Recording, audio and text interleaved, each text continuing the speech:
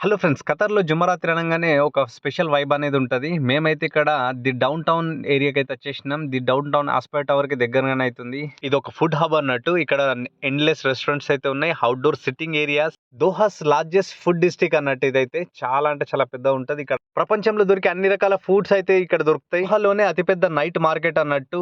ఇక్కడ లోకల్స్‌కి అనుగుణంగా వాళ్ళ కల్చర్ అయితే ఉంటది. ఇక్కడ చాలా మంది వాళ్ళ లోకల్స్ అయితే ఇక్కడ మీట్ గానీకి ఇక్కడ వస్తారు ఇక్కడికి.